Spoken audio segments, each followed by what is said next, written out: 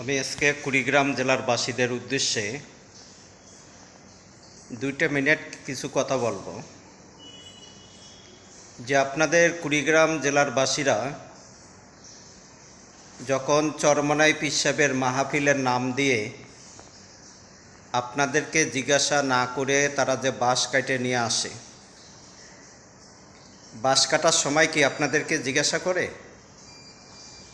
আমি জানি আপনাদেরকে জিজ্ঞাসা করে না।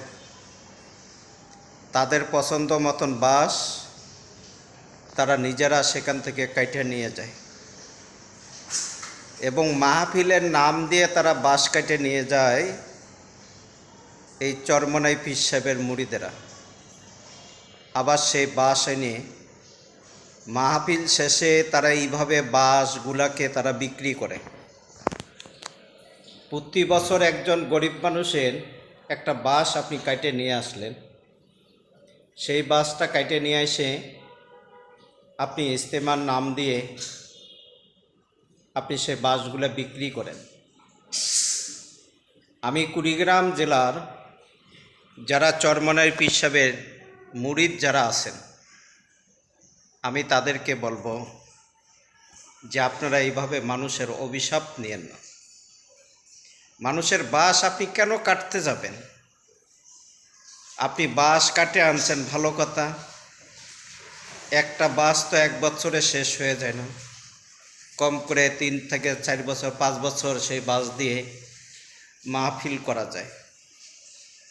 আর মাহফিলের নাম দিয়ে সে বাঁশগুলো কাইটে আনে আপনি সেগুলো বিক্রি করে দিচ্ছেন। এটা কেমন কথা?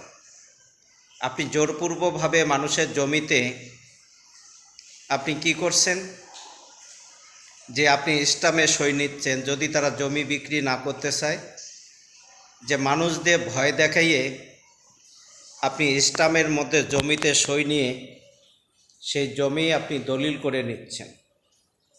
এটা কুড়িগ্রাম জেলার মধ্যে।